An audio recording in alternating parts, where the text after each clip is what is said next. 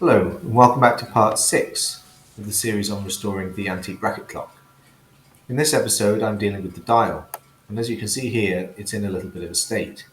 A previous restoration attempt has seen this dial polished, which is not something that you typically see on this type of dial, and then silver plated, which again is not a surface finish that is normally used in horology. Certainly not on a dial anyway.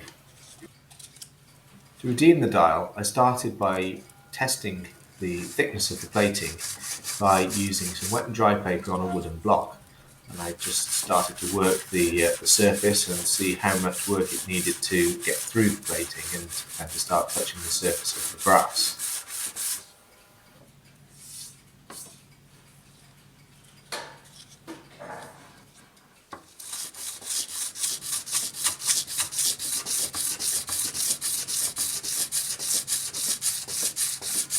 As you can see, the surface of the brass is just starting to show through, so it's not going to take too much work to get through the plating. I didn't want to deform the dial whilst working on it, so I put it onto this foam block to help support it. And then it was down to the hard work. This was wet and dry paper, used dry, on a wooden block to remove the silver finish. Now, I didn't want to touch the brass too much. I was taking care to stop as soon as I hit the brass because I didn't want to take any more life out of the engraving. The previous restoration had been very invasive to the engraving. It seemed that they had taken quite a layer off and made the engraving a little bit thin, and I didn't want to add to that. So I was careful to just remove the silvering and then as little brass as possible afterwards.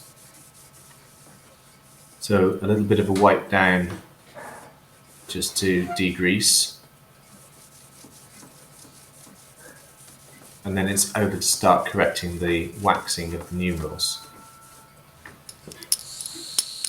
Sometimes it's necessary to completely remove the wax and start again, as it will react and bubble with fresh wax and won't look good. But after doing a little bit of a test, I found that it mixed quite well with the wax that I was using, so I was able to just refill on top of the existing wax. Again, this saved an invasive step on the dial. I will always try to minimize my levels of intervention.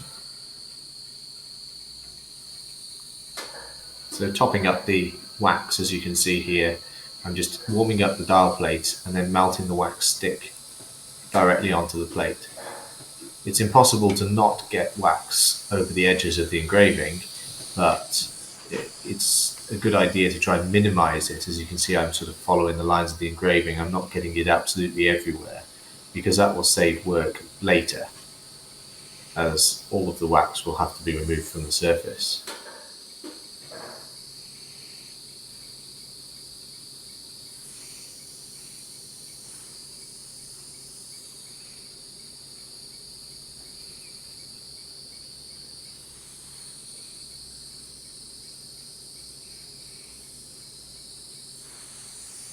So with the dial waxed, it's over to the next stage, which is wet and dry paper, this time with water, on a wooden block, again supporting the dial on the foam block, and I'm working the wet and dry paper, and I'm just cutting the surface of the wax.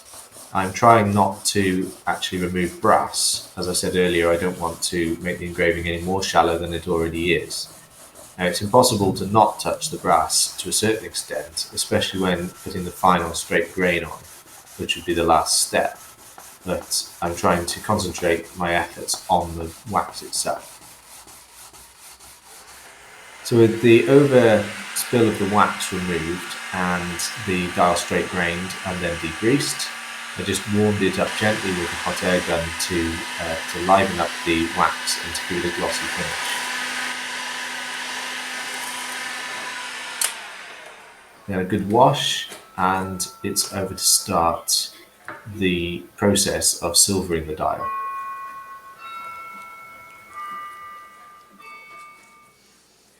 To silver the dial, I'm using a silvering paste, which is a silver nitrate solution, and this is reacting with the brass and applying a very thin layer of silver to the surface. This is the traditional method. This is how most clock dials that you're used to seeing a silvered finish on are actually silvered.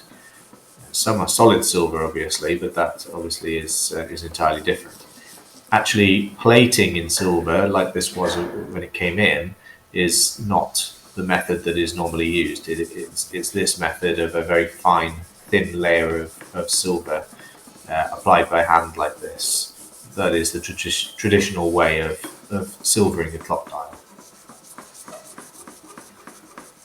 You can see, even in this shot, the camera is picking up the difference between the brass tone of the plain brass and then the silvered tone to the left-hand side of the dial.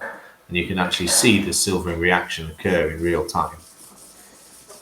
I like to go over it a few times just to make sure that I've got a good layer of silver and that it's all nice and even.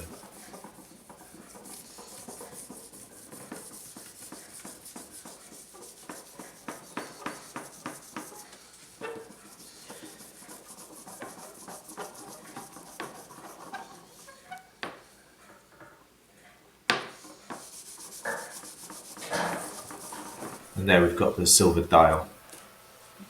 A very important stage in between the silvering stage and this stage you're watching now is to make sure that you give it a really good wash and get rid of all of the old silvering powder, and so that the reaction can stop.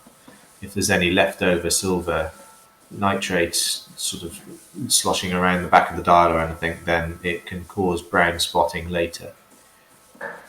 So this stage is neutralizing the silvering reaction and livening up the surface of the silver and sort of blending the silvering together. And it's cream of tartar is the powder that you can see me using, and it's cooking grade cream of tartar. And it, as I say, it sort of blends the silvered finish and livens it up to a lovely sharp white silvered finish. So another really good wash of the dial, and make sure it's really dry, and then it's a few wipes of some clear lacquer to finish. And that's the dial restored. Thank you very much for watching, and I'll see you on the next episode.